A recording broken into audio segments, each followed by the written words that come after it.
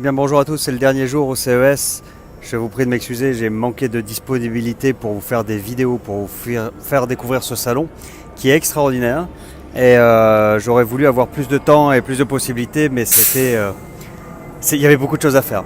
Je vais vous montrer une dernière chose, très peu de sujets relatifs à l'énergie sur le CES. On est plutôt dans le produit. Et donc très peu de choses relatives à l'hydrogène. Il y avait le vélo, il y avait une autre société qui avait des petits chargeurs de téléphone à hydrogène, à pile à combustible. Et là je vais vous montrer un autre produit, le seul autre qui fonctionne à l'hydrogène sur ce salon du CES. Et attention, je me retourne. Hop, il est là. Alors je vais reculer un petit peu pour avoir une vue d'ensemble encore une fois. C'est ce camion. Il est ici mis en service par la société Packard. C'est un tracteur de semi-remorque qui offre une autonomie assez importante. Et il fonctionne avec une pile à combustible et avec de l'hydrogène. C'est Toyota qui fournit les piles à combustible. Alors si on regarde ce camion qui est absolument magnifique en détail, sous le capot, il n'y a que du système. Les piles à combustible ne sont pas là du tout. On voit des convertisseurs de puissance juste là, donc avec des très gros câbles de puissance, parce que c'est beaucoup de puissance pour déplacer un camion. Donc en courant électrique, c'est du fil de très grosses sections. Des radiateurs, des systèmes de refroidissement, des systèmes d'asservissement. Je serais incapable de vous dire ce qui est quoi. Il y a des pompes, sans doute pour avaler l'air. Il y a évidemment un très gros radiateur, très gros radiateur ici pour refroidir la pile à combustible.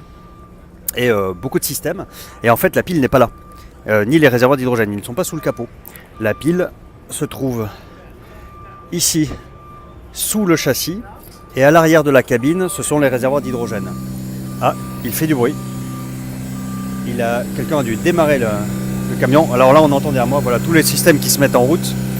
Parce que la particularité d'une pile à combustible, c'est qu'il y a du système. Il y a des pompes, il faut faire circuler le liquide de refroidissement. Et puis il y a les systèmes du camion lui-même, il y a beaucoup d'asservissement sur un camion. Donc ça fait un peu de bruit là quand ça démarre, quand le capot est ouvert. Et si je me recule un petit peu, voilà, on voit là l'arrière de la cabine, ce sont en fait les réservoirs d'hydrogène. Et il y a un volume important, il n'y a pas de caractéristiques affichées, donc je suis incapable de vous donner les caractéristiques techniques précises du camion, malheureusement. Alors attendez, il y a un panneau là-bas, on va aller voir.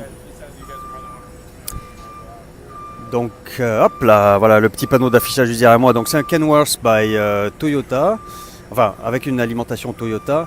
Et malheureusement, bon, ils expliquent comment marche la pile à combustible avec de l'hydrogène, de l'oxygène et puis de l'eau qui sort et de l'électricité.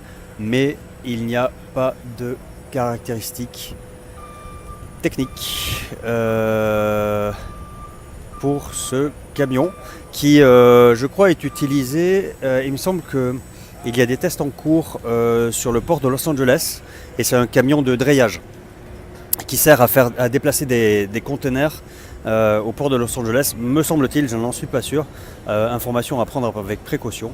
Et il est magnifique, c'est un truck à l'américaine, mais très moderne au final puisqu'il est électrique à pile à combustible. Voilà, c'était la dernière chose que je pouvais vous montrer du CES. Il est 16h. Vendredi, donc le salon ferme. Je dois me déplacer vers un autre hall pour un dernier rendez-vous. J'essaierai de faire une vidéo tout à l'heure sur le stand en train de tout emballer, vidéo de clôture. Et je vous prie de m'excuser de ne pas avoir eu plus de temps pour vous montrer plus de choses de ce CES. A très vite.